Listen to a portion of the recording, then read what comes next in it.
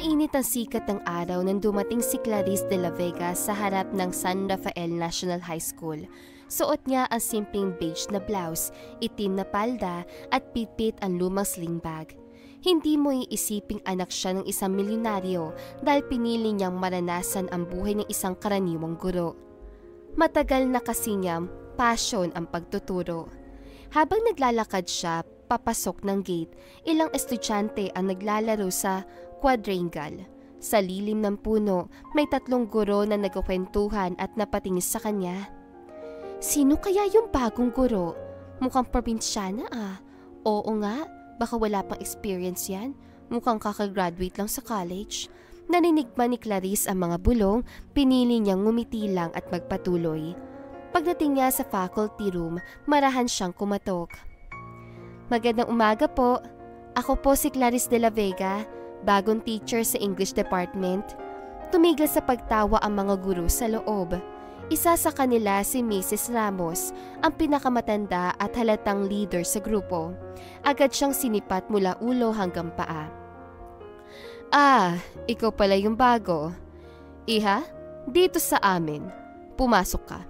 Salamat po, ma'am. Sa sandaling yon pumasok si Mr. Dominguez, ang prinsipal ng paaralan. Matipuno, seryoso at mayabang ang tindig. So, ikaw pala yung bagong guro. Sana magtagal ka rito, Miss de la Vega. Marami na ako nakitang bago. Hindi tumatagal kapag nararanasan ang hirap dito. Gagawin ko po ang makakaya ko, sir. Nako, sir.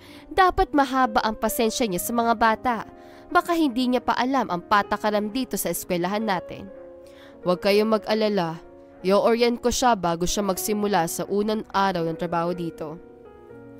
Maya-maya pa, matapos ang maikling orientation, inihatid siya ni Mrs. Ramos sa silid na itatalaga sa kanya. Ang classroom ay luma, amoy alikabok at sira-sira ang mga upuan. Ito ang room mo. Pasensya na kung medyo luma. Good luck na lang, Miss de la Vega. Salamat po, ma'am. Pag-alis ni Mr. Ramos, tumingin si Clarice sa paligid. May sirang ventilador, mga dingding na may bakas pa ng lumang chalk writing at bubong na tagas. Ngunit sa kabila ng lahat, ngiti pa rin ang sagot niya sa sarili. Kaya ko to. Basta may puso, magiging maganda rin to, silid na ito. Kinuha niya ang basahan, nagpuna sa mesa at blackboard. Ilang sandali pa, 2 estudyante ang sumilip sa pinto. Ma'am, kayo po ba yung bagong teacher? Sige, pasok kayo. Madumi pa ang classroom natin, ha? Ang pangit pala ng room ng Section E. Section E nga, diba? Ibig sabihin, lahat tayo dito mga bobo. So sinasabi mong bobo ang teacher natin? Yan ang narinig ko kay Mrs. Ramos kanina. Pinagtawanan pa nga nila eh. Kakainis lang. Mabuti pa pumasok na kayo at maupo. Lilinisin ko lang ang room natin saglit. Tutulong po ako sa paglilinis. Ako din, para naman kahit Section E gumanda naman ang room natin. Huminga ng malalim si Clarice para pakalmahin ang sarili. Sa totoo lang ay nasaktan siya sa narinig mula sa estudyante niya. Maya-maya pa natapos din sila maglinis at nagsitatingan na din ang ibang mga estudyante. Makalipas ang ilang minuto, nagsimula na ang unang klase ni Clarice de la Vega sa Section E, ang tinaguriang pinakamahina sa buong grade 8. Marami sa mga estudyante ang maingay, may ilan pang naglalaro ng cellphone sa likod. Magandang umaga, class! Ako si Ma'am Clarice de la Vega, ang magiging English teacher nyo ngayong taon. Ang bata naman ang teacher natin. Kaya ba tayong turuan yan? Oo nga baka di niya kakayanin ang ugali ng principal natin. Mukha siyang mahinhin. Okay nga yun Halatang mabait si ma'am, kaya mas okay. Hindi tulad ng ibang teacher na masyadong malupit. Narinig ni Clarice ang mga bulong pero pinilit niyang ngumiti. Sa halip na magalit, iniba niya ang tono ng klase. Alam niyo, hindi ko alam kung bakit tinatawag na mahina ang Section E. Pero ngayong araw, gusto kong makilala kayong lahat at patunayan na walang bobo sa klase ko. Kahit sino pa kayo, basta may puso kayong matuto, Matatalino kayo sa paningin ko. Tahimik ang buong klase. Ang ilan ay napatingin sa kanya, tila nabigla sa sinabi. Hindi sanay ang mga estudyante na may guro na hindi agad sumisigaw o nanlilipak. O diba? Ang bait niya! Oo nga, sana hindi siya magbago. At sana siya pa din ang maging teacher natin. Hindi sana siya palitan ng ibang teacher, lalo na si Mrs. Ramos. Natuwa naman si Clarice sa narinig mula sa mga estudyante niya. Natapos ang unang klase ng maayos. Bandang 11:00 ng tanghali pagkatapos ng klase, nagtungo siya sa faculty room at nakita niya agad si Mrs. Ramos na nakaupo sa loob. Oh, Miss De La Vega! Kumusta naman ang first day mo sa Section E? Hindi ka pa siguro sanay sa mga pasaway na estudyante, no? Kaya yan ang binigay ko sa'yo. Training ground yan. Okay lang po, ma'am. Masaya po ako sa mga bata. Kailangan lang po nila ng tamang gabay. Aba? Idealistic? Ganyan talaga ang mga bagong teacher. Puro okay lang pero katagalan mapapagod din ni Tito. Tignan natin kung makakaya mong tumagal dito. Pilit na ngumiti si Clarice pagkatapos siyang marinig yon kay Mrs. Ramos. May kirot sa dibdib pero sa halip na sumuko, pinanghawakan niya ang pangarap niya na maging guro. Alam niya sa sarili niya na passion niya talaga ang pagtuturo kahit na milyonaryo ang pamilya niya. Hindi ako nandito para magpasikat.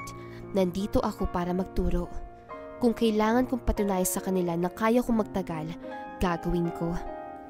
Kinabukasan, maaga pa lang ay nasa eskwelahan na si Clarice. May dala siyang bagong chalk, lesson plan at ilang gamit na binili niya gamit ang sariling pera. Mga manilang paper, colored pens at cleaning materials. Habang abala siya sa pag-aayos ng mga gamit sa faculty room, bigla siyang tinawag ni Mrs. Cruz, ang assistant principal na kilalang istrikta at paborito ng principal na si Mr. Dominguez. Miss De La Vega, halika nga dito. Yes po, ma'am. Narinig ko sa ibang guro na ikaw daw ang humawak sa Section E. Alam mo bang pinakamasakit sa ulong section na yan? Kaya nga halos walang gusto magturo sa kanila. Pero sige, since bago ka, baka gusto mong ipakita sa amin na kaya mo. May halong pangmamata ang tono ni Mrs. Cruz, ngunit nanatiling kalmado si Clarice. Opo ma'am, alam ko pong mahirap pero susubukan ko pa rin po ang makakaya ko. Naniniwala po ako na lahat ng estudyante may potensyal basta bibigyan ng pagkakataon. Ganyan-ganyan din ang sinabi ng huling guro na humawak dyan. Pero alam mo, 3 buwan lang nag-resign din. Hindi raw niya kinaya. Mr. De La Vega, nandito ka pala. Akala ko di ka na papasok. Pero heto ka pa rin. Mukhang hindi ka agad sumuko ha. Nako sir, hindi po kasi ako madaling sumuko. Lalo na at passion ko talaga ang maging isang guro. Tignan na lang natin kung hanggang kailan yan tapang mo. Sa San Rafael, hindi sapat ang sipag. Kailangan nating matigas din ang sikmura. Tumawa si Mrs. Cruz, tila natutuwa sa pangmamaliit ng prinsipal, ngunit hindi nagpadaig si Clarice. Tama po kayo sir. Kailangan nga po ng matatag na sikmura. Kaya nga po ako nandito para mapatunayan sa sarili ko na kaya kong tumagal kahit mahirap. Natahimik sandali ang mga guro. Hindi nila inaasahan ang lakas ng loob ni Clarice. Ngunit bago pa man siya makaalis, muling nagsalita si Mr. Dominguez. Sige, kung gusto mong patunayan yan, may ipapagawa ko sa iyo. Ano po yun, sir? Maghahanda ka na presentation para sa school evaluation next week. Karaniwan mga senior teachers ang gumagawa nun. Pero gusto kong makita kung ano ang kaya mo. Kung pumalpak ka, baka mapaisip kami kung bagay ka talaga dito. Nagkatinginan ang mga guro. Alam nilang mabigat ang pinapagawa ng prinsipal. Karaniwang pinaghahandaan nyo ng buong faculty, hindi ng isang baguhang guro. Ngunit, ngumiti lang si Clarice. Opo sir, gagawin ko po ang makakaya ko. Pag-alis niya sa faculty room, narinig pa niya ang mahinang bulong ni Mrs. Ramos kay Mrs. Cruz. Sigurado akong hindi yan tatagal. Baka sa evaluation pa lang sumuko na.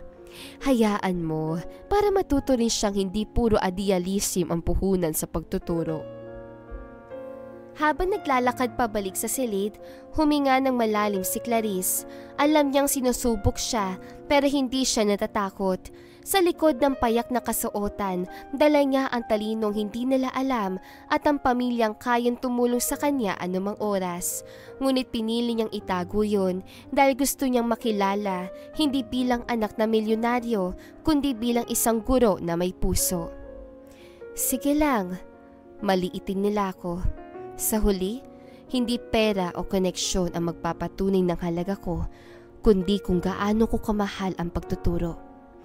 Papatunayan ko yan sa kanila. Bandang 5:00 ng hapon, matapos ang mahabang araw ng pagtuturo, lumabas na si Clarice sang gate ng San Rafael National High School. Pagod man, magaan pa rin ang pakiramdam niya para may kakaibang saya sa puso niya habang iniisip ang mga ngiti ng kanyang mga estudyante. Nakakapagod pero okay lang, masaya naman ako. Iba pala yung pakiramdam na natututo ang mga bata dahil sa'yo. Pumara siya ng taxi at sumakay. Habang binabaybay naman niya ang daan, tanaw niya sa labas ang mga estudyanteng naglalakad pa uwi. Pawisan pero halatang nagkakatuwaan. Napangiti siya at hindi niya namalayang nakarating na sila sa harapan ng gate ng kanilang mansyon. Ma'am, dito na po tayo. Oo. Salamat po kuya. Pagbaba niya ng taxi, bumungad ang napakalaking mansyon na kulay puti. Napapalibutan ng mga mamahaling sasakyan at malawak na hardin. Sa labas pa lang halata na kung gaano kayaman ang pamilya niya. Agad siyang sinalubong ng kanilang mayodoma. Ma'am Clarice, welcome home po. Nasa loob po sina Sir Ramon at Ma'am Isabela. Hinihintay po kayo sa dining area. Salamat Ate Nena. Pagpasok niya, bumungad agad ang kanyang mga magulang.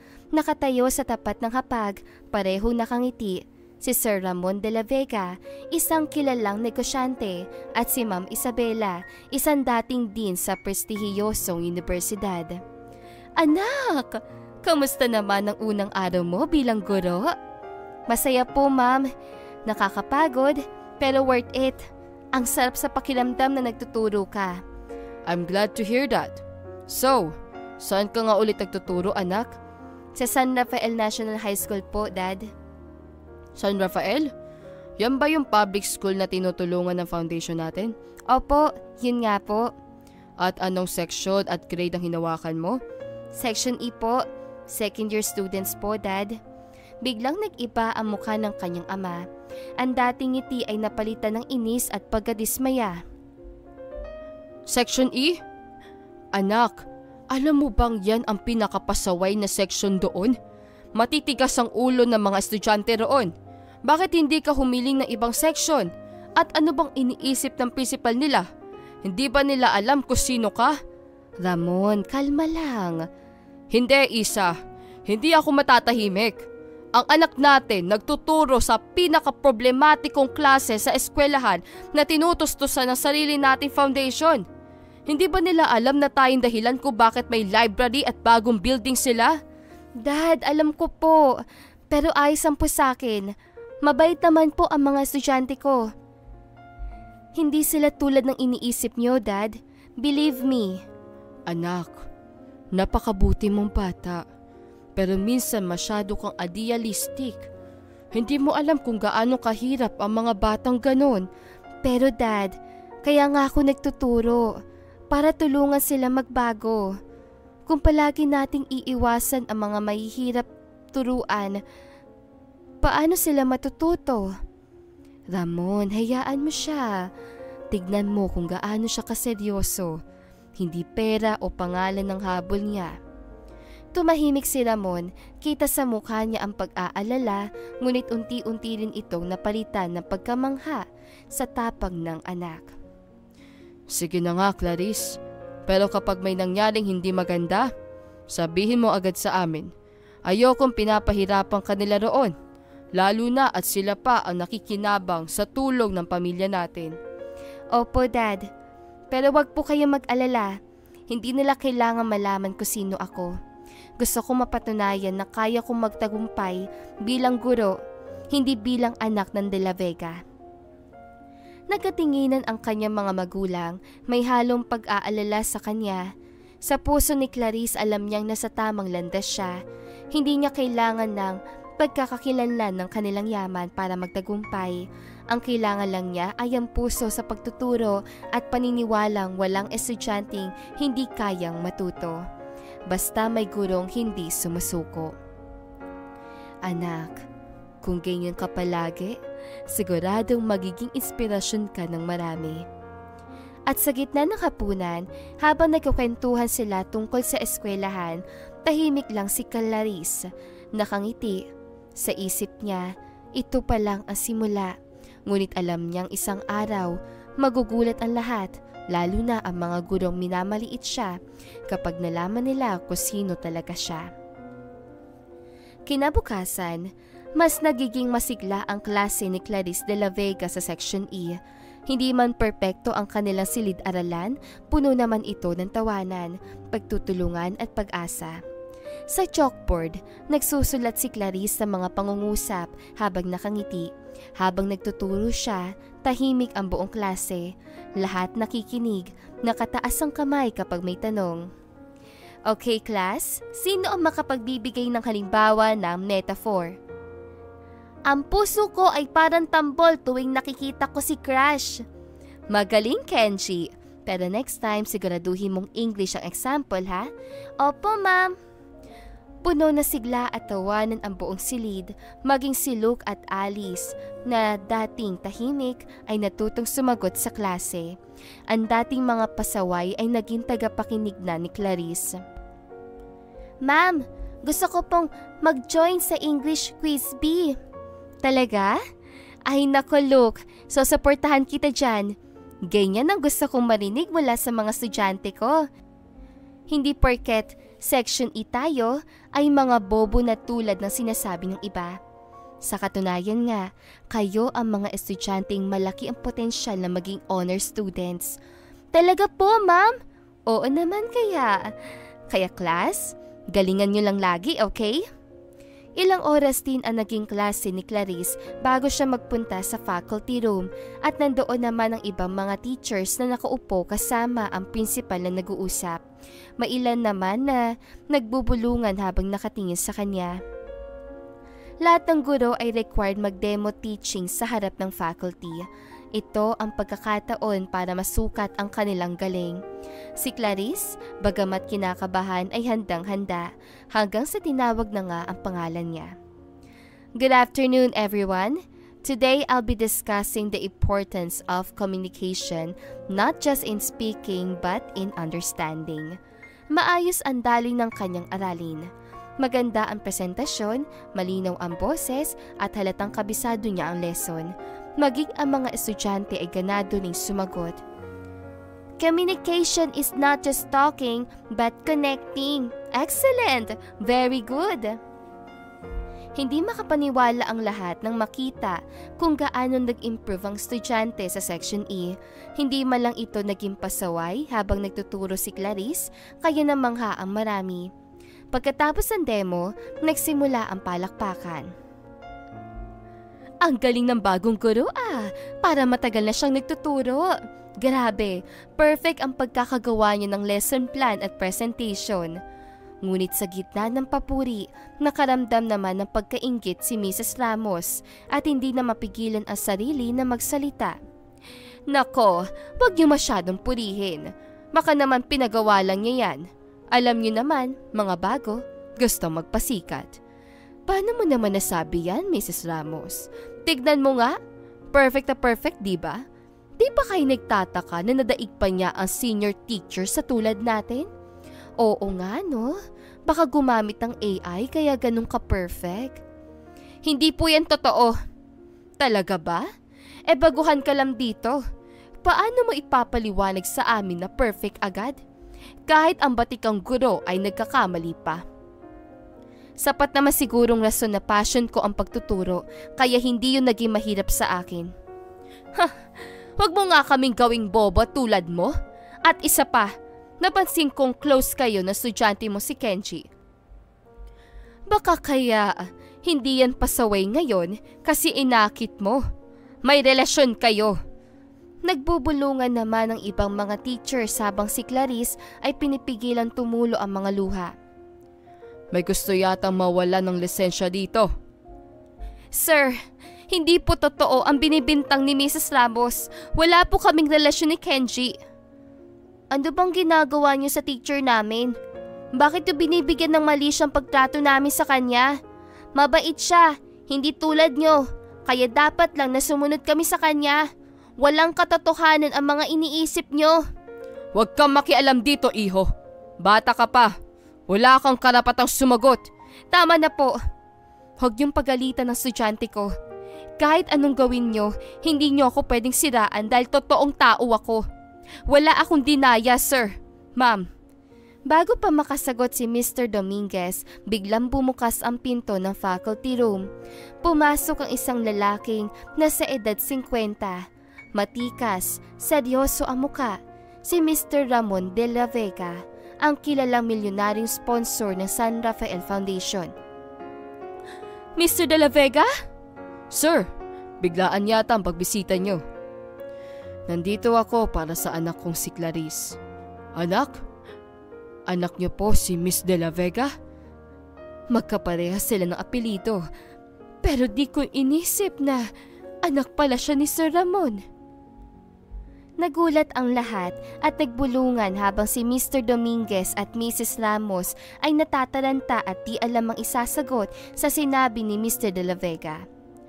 Sir, hindi po namin alam na narinig ko ang lahat ng pamamaliit niyo sa anak ko. Sir, mali po pagkakaintindi niyo. Sa katunayan, pinupuri namin siya sa maganda niyang presentation. Huwag mo kong gawing bingi. Mga walang hiya kayo. Ilang taon na kayong tinutulungan na foundation namin. Pero ganito lang ang kapalit. Ang hamakin at pagtawanan ang anak ko sa harap ng ibang guro. Tahimik ang buong silid. Walang makapagsalita. Naging si Mr. Dominguez ay hindi alam ang sasabihin. Simula ngayon, puputulin ko na ang ugnayan ko sa eskwelahan na ito. Hindi ko susuportahan ang mga taong walang respeto. Biglang lumuhod si Mr. Dominguez sa harap ni Ramon. Sir, please, patawad po. Marami pong estudyanteng umaasa sa tulong ng foundation nyo. Hindi po namin alam na anak ninyo si Ma'am Clarice. Dad, tama na po. Hinawakan niya ang kamay ng ama at tumingin sa mga guro. Hindi naman po nila alam. At kung may kasalanan man sila, sana wag pong madamay ang mga bata. Maraming estudyante ang umaasa sa donations ng foundation, Dad. Anak, hindi ko hahayaang saktan ka ng kahit sino rito. Alam ko po, Dad. Pero gusto kong patunayan na kaya kong magtagumpay, hindi dahil anak ako ng De La Vega, kundi dahil guro ako na may puso. Sige anak, pero tandaan niyo lahat, wala nang pwedeng malakit o mangmaliit sa anak ko rito. Tumango ang prinsipal habang ang ibang guro ay nakayuko, puno ng hiya. Si Clarice sa kabila ng lahat ay ngumiti, hindi sa yabang kundi sa kababaang loob.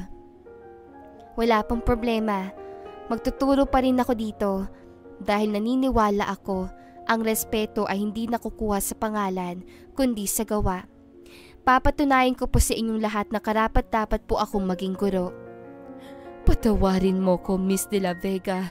Salamat sa pagkumbinsi sa daddy mo na ipagpatuloy ang foundation. Babawi kami sa iyo. Pangako. I'm so sorry, Miss De La Vega. Pinapatawad ko na po kayo.